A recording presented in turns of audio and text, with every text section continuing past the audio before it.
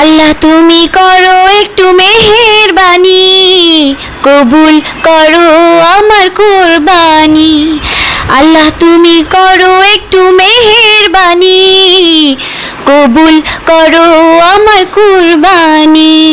ঈদ মুবারক ঈদ, ঈদ মুবারক ঈদ, ঈদ মুবারক ঈদ, ঈদ মুবারক ঈদ।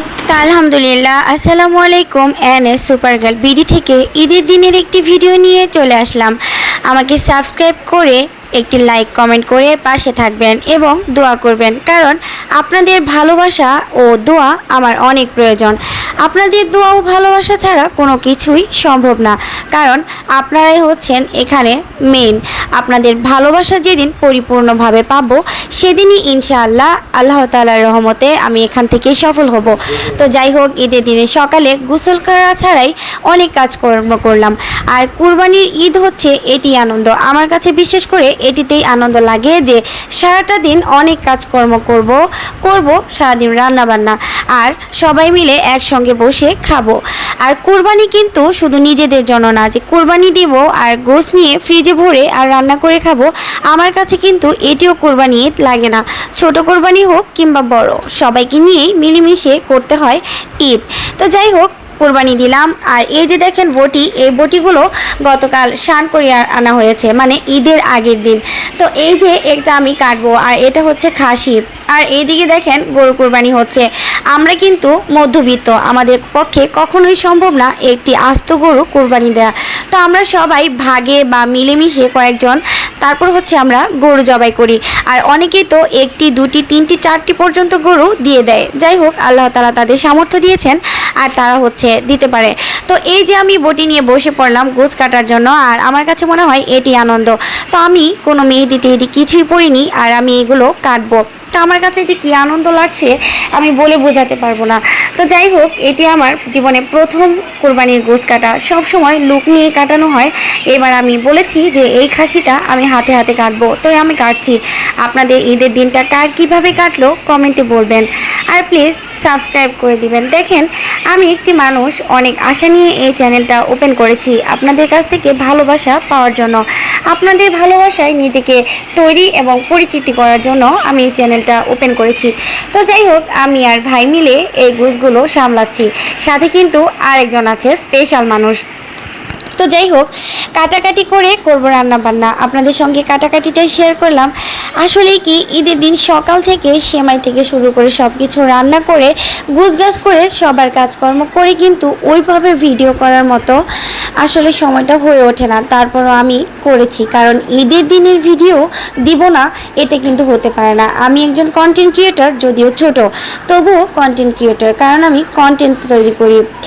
যাই হোক, এই যে দেখেন আমি এগুলা টুকরা টুকরা করছি বটি দিয়ে। আর বটিটা এত দাঁড় হয়েছে, মানে এটা তো শান করাইছে, বা আমরা গ্রামের ভাষায় বলি দাঁড় করায়।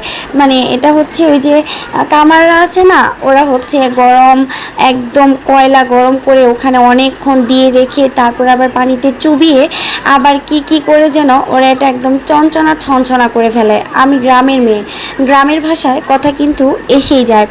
আমরা যতটাই সহি শুদ্ধ করে কথা বলি না কেন, আমরা যেহেতু গ্রামের লোক, তো গ্রামের কথা কিন্তু চলে আসবে। আর ওই দিকে একটু খেয়াল করে দেখতে পারবেন অনেক লোকজন, ওখানে কিন্তু গরু কাটা হচ্ছে।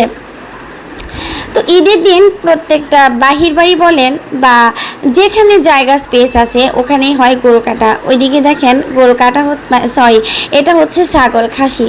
তো ওইদিকে ছাগল হচ্ছে করতেছে না, চামড়া ছিলে যে একটা করে করে পিস পিস এখানে দিচ্ছে, আর আমি আর ভাই মিলে এটা কেটে নিচ্ছি। আর এটি কিন্তু আমার হাত। আর দেখেন এই যে বটিটা কি দাঁড়, মানে কি ধারালো। আপনারা দাঁড় বা ওইগুলো না বুঝলেও ধারালোটা ঠিকই বুঝবেন। তো এটা ধারালো, অনেক ধারালো। তো আমি শখ করে একটু হাতে চুড়ি পরেছি। বরাবরই আমার চুড়ি পরতে অনেক ভালো লাগে। আমার ঘোরার ভিডিওগুলো খেয়াল করলেই দেখতে পারবেন যে আমি হাতে চুড়ি পরি। আমি চুড়ি খুব পছন্দ করি, সেটি এখন না, একদম ছোট্ট থেকে। আমার ছোট্ট ছোট্ট ছবিগুলোতে চুড়ি দেখা যায়। আমি খুবই চুড়ি পছন্দ করি। আর আমার ছোটোবেলার চুড়িও কিন্তু এখন আমাদের ঘরে আছে। খুবই মজার বিষয়। আপনাদের কার কার ছোটোবেলার কোন কোন জিনিসটা আছে আমাকে একটু কমেন্ট করে বলবেন, যে আমার মতো কার কার ছোটোবেলার ছোট ছোট জিনিসগুলো আছে। তো যাই হোক, আমি মনে হয় একটা আস্ত খাসি কেটে ফেলতে পারবো। আমার স্পিডটা দেখেন, আমি কিন্তু ভালোই কাটতে পারি, আগে জানতাম না। আমি বলতেছি কি, আপনাদের যদি এরপর থেকে গরু কাটা বা খাসি কাটার কষাই লাগে, আমার সাথে যোগাযোগ করতে পারেন। কোনো টাকা দিতে হবে না, শুধু একটু সাবস্ক্রাইব করে দিলেই হবে। তো যাই হোক, কি আর বলবো, ভকভক ছাড়া তো আমাদের কোনো কাজ নেই। ভিডিও করব আর ভকভক করে আপনাদের মাথাটা নষ্ট করে দিব। যাই হোক, নষ্ট হোক আর হোক কষ্ট, সাবস্ক্রাইব করে পাশে থাকবেন। শুরুতেও সাবস্ক্রাইব, শেষেও সাবস্ক্রাইব, আর মাঝখানে তো সাবস্ক্রাইব। ঈদ চলে গেছে, তারপরও আমি এই ভিডিওটা যেদিন মানে ভয়েস দিচ্ছি সেদিন তো ঈদ না, তো আমি ঈদের পরের দিন হচ্ছে এই ভয়েসটা দিয়েছি। ঈদের দিন অনেক কাজ ছিল, তাই আমার ভয়েস দেওয়া হয়নি। আর এই যে গাছগুলো দেখছেন, এগুলো হচ্ছে আগেই লাগানো হয়েছিল। আর কুরবানি দিয়ে গোশত কাটার পরে যে সব থেকে মেন কাজটা, সেটা হচ্ছে মাপামাপি। মানে মেপে ঝুঁকে একদম পরিপূর্ণভাবে মেপে সমাজে গোশত দিয়ে দিতে হবে। সমাজ বলেন কিংবা যেটাই বলেন না কেন, গোশত দিয়ে দিতে হবে। 3 ভাগ করে, 1 ভাগ হাড় চর্বি থেকে শুরু করে গোশত যেটি বলেন সব কিছু দিয়ে দিতে হবে। তো দেওয়ার পর এই যে দেখেন, এগুলা ভুঁড়ি বা বট যেটাই বলেন, এগুলো পরিষ্কার করতে হবে। আর এইদিকে রান্নার জন্য ভালো করে গোশত ধুয়ে নেওয়া হচ্ছে। টাক্কুস করে কাজ করি আমি। আমার কিন্তু কাজের সময় লাগে, কারণ আমি ময়লা একদম পছন্দ করি না। আর এই জায়গাটা কিন্তু আমি একটা ছোট ভিডিওতে বলেছিলাম যে এই জায়গাটা খুব একটা রান্নাবান্না হয় না, তার জন্য একটু এলোমেলো। আপনারা মনে কিছুই নেবেন না বা বাজে কোনো চিন্তা করে কমেন্ট করবেন না।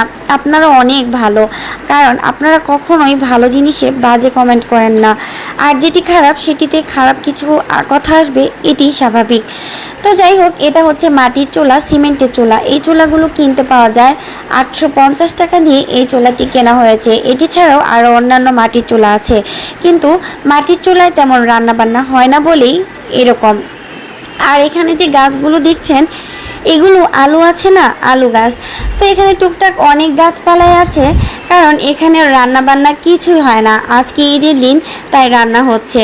কারণ ঈদের দিন আর লাকড়ির চুলায় রান্না হবে না, এটি কিন্তু হয় না।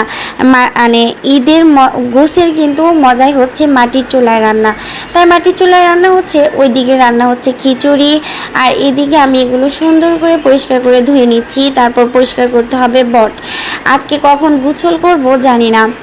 তো গোসল দেরিতে হলেও একটা শান্তি আছে যে ঈদের দিন রান্না করব, সবাই মিলেমিশে খাবো একসঙ্গে বসে, এটি আমার কাছে আনন্দ। তো এটা কিন্তু টিউবওয়েল।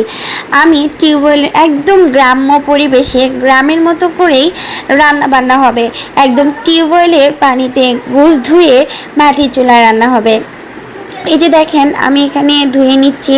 আমি আবারও ধুবো, আগে একটি একটি করে ময়লা আছে কিনা, কারণ ওই যে কাঠ আছে না, ওটার মধ্যেই তো সবাই গোশ কাটে। তো সবাই ভালো থাকবেন, আল্লাহ হাফেজ।